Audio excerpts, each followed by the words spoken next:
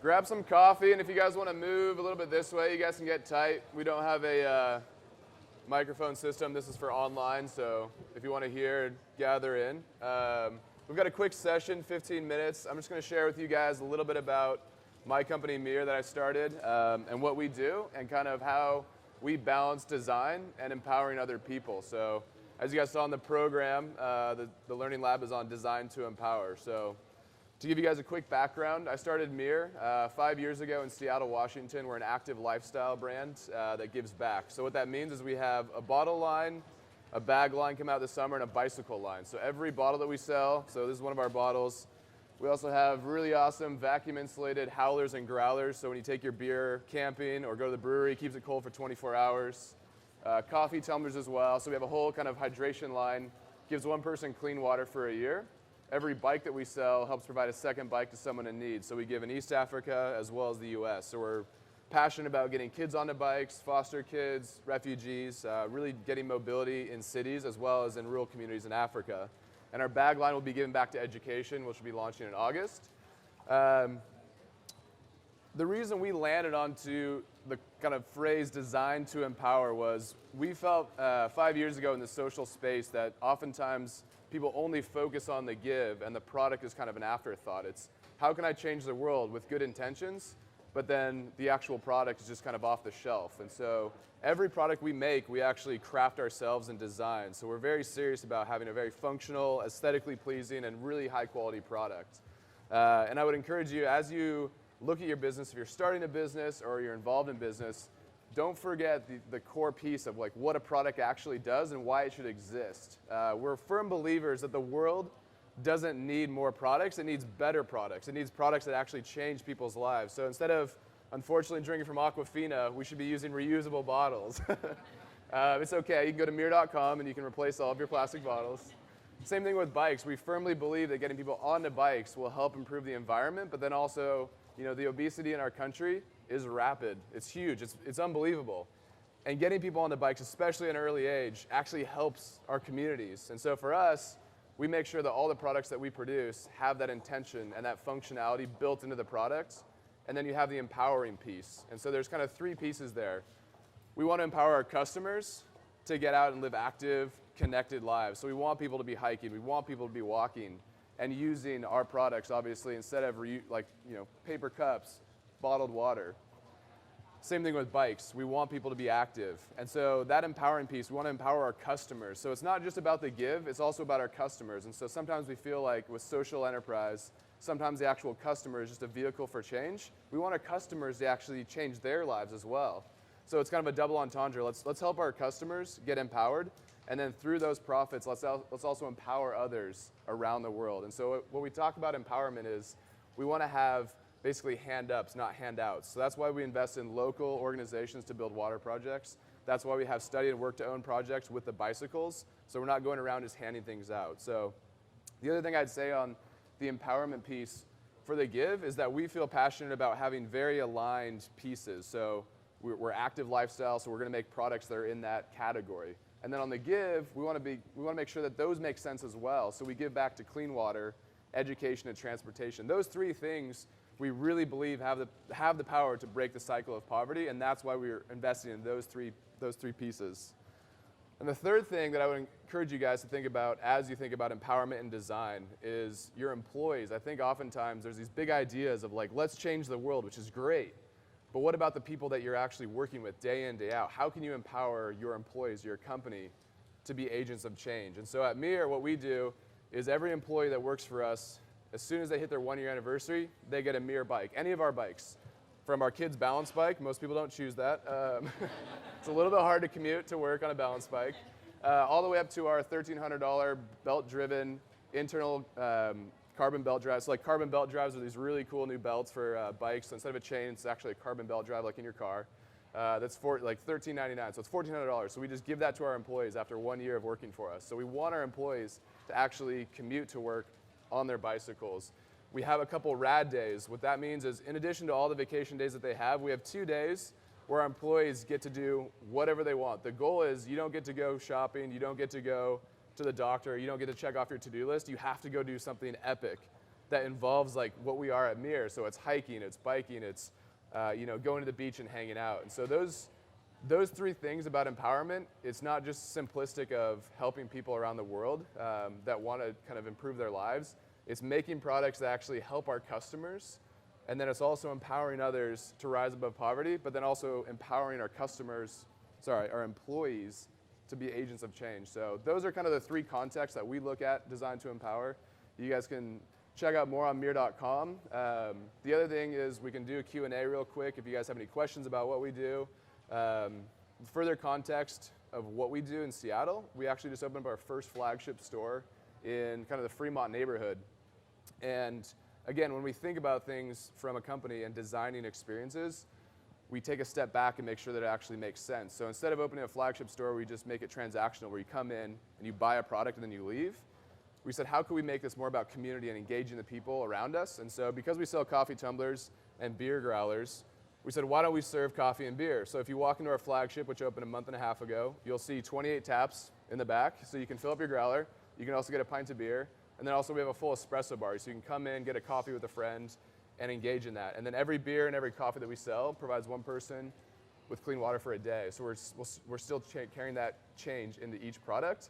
And then the last thing I'd say is that every product, so like that empowerment piece, we don't think it's enough just to like say that you're doing it. We're also a B Corp. There's a learning lab tomorrow that I'd encourage you guys to check out on learning more about B Corps. But we prove every project that we do. So if you purchase a bottle, you purchase a bike, there's actually a unique number that comes with that product, and the customer gets to register that product on our website, and then in 6 to 12 months, we actually follow back up and show them the GPS coordinates and the photos of the project. And that goes for the coffee and beer. So you go to Mir, you buy a coffee, the receipt actually has a unique number on it, and you can actually see the impact of your purchase. So we believe that transparency is really important when you're talking about empowerment. So it's not just talking about it, but it's doing it and then proving it. So that's kind of a general overview of what we do in Design to Empower. So I'd encourage you to think deeply on how you design products, how you empower people, and then how you empower your employees as well. So thank you. What's your scale? Like how many bikes have you given away? Yeah, good question. So we've been able to give over 200,000 years of clean water in the last 5 years. And what that breaks down to is about 36 water projects around the world. So anywhere from Myanmar to Liberia, Central African Republic. All those projects vary too. So in Myanmar, where I was in December, we build giant ponds because it rains half the year. So we collect rainwater, and then they take buckets and then put those into clay filters in their houses. Liberia, they're shallow, hand-dug wells. And on the bike side, we've been able to distribute over 3,000 bikes in the US and Africa. So that's kind of a little bit of context. And then the bag line was kind of inspired from our first trip to Liberia, where we were working on water projects, and we noticed that the school was K through 6. And we said, what happens after 6th grade? And they said, that's the highest form of education kids will get here. And so we thought, how can we help you guys? And they said, well, we have plans to build this high school. We don't have land and we don't have all the funding. So we went to the local government and said, if you donate land, we'll help contribute to build this school. So independently of Mir, my family and friends and I started building that school. And so that's the first school that we're going to continue to build. Just finished in January, but they still need like blackboards, teachers, uniforms. So some of the purchases of those bag funds will go to that school. How do you find your partners locally that will help you sustain all the work you're doing, like wells and schools? Yeah. She asked, how do we find the partners on the ground to build sustainable projects? And we work with One Day's Wages out of Seattle for all of our education and water projects. And so what they do is they're kind of the vetting organization that receives grants from people actually on the ground doing the work. And so that's one example. On the bike side, we work with World Bicycle Relief, who's actually based in Chicago, and they work in East Africa. And so they're the ones who have, sometimes they're doing the work, sometimes it's organizations like World Vision, Bill and Melinda Gates Foundation, who are on the ground doing that work. And then the education side, again, with One Day's Wages. So it's more of a grant process and then making sure that those people have experience and that they know what they're doing. And then following back up with them too. That's the other key piece. We are. So we are a for-profit company, and we're taxed as an S Corp, but we have elected to be a B Corp. So what that means is, if you're not familiar with B Corps, it's kind of you get the option to kind of apply, and then you go through an audit process with them. So they look through your financials to make sure that you're actually writing the checks to your giving partners, and that your supply chain is actually a good supply chain. And that so you get a score out of 200. And so, for example, the B Corp thing helped us. we were talking the other day. I was talking with a friend. We thought, how do you know that you're like on the right track and that you're gaining momentum? And about a year and a half ago, a little company called Patagonia reached out to us, cold called us. You know, it was one of those like, oh my gosh emails that like came in, and they said, we love what you guys are doing. We want to partner with you. How can we partner with you? And we're like, whatever you guys want to do, we'll, you know. And so they were so excited that we were a B Corp that it actually enriched that partnership. The other piece is, so it's a score out of 200. So our score, I think we got a 131 out of 200. And it's a great way to be able to use B Corp to even compete against other B Corps. So one of our main competitors, Clean Canteen, had a score of like 88 or 90. So it's public information. We happen to present that public information to customers. But again, it's going to hopefully make them better as a company. So that's why I'd encourage you to check out B Corps. We did not. So I self-funded the brand up until last year, and then we brought in a handful of friends and families, investors, to help get us to that next level. Because the problem, when you get to a certain scalability, the issue becomes cash flow, where you're outgrowing your cash conversion cycle. So to produce products, it takes anywhere from 60 to 120 days, and then your customer wants 30 to 60 days, and then you got to buy more product and more product. So we were kind of outpacing that growth scale. So we said, let's bring on investors who actually understand what we're doing and believe in what we're doing.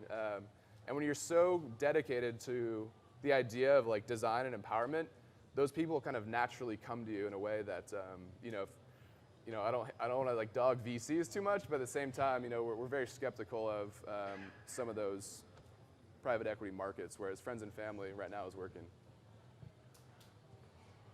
Any other questions while I have your attention? Yes. What did you do before you started this company?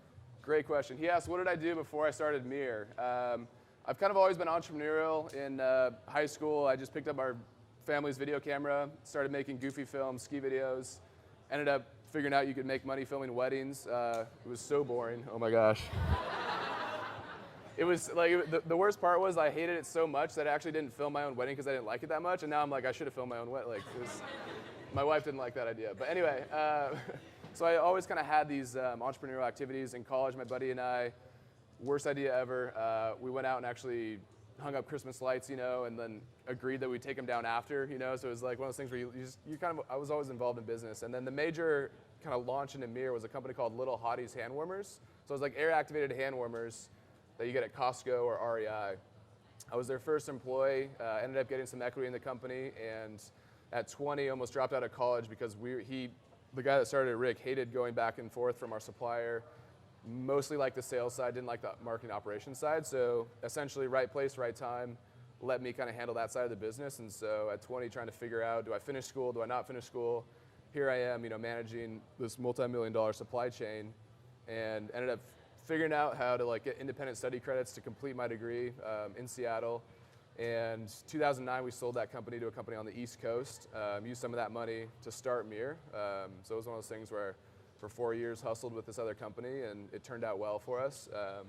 And so from that experience is really where I learned to source, how to finance, marketing, everything. And at that time, that was kind of when Google AdWords was really popular, Facebook was just starting. So really in business where I had the opportunity to learn all these different things. All right, no last questions. Thank you all for your attention.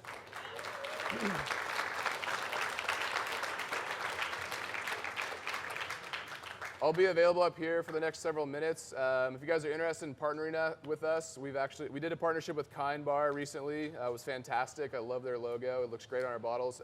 If you all are interested in partnering, there's some cards around here. I have cards as well, so we'd love to work with you all. Or if you just have questions, feel free to reach out. Thank you.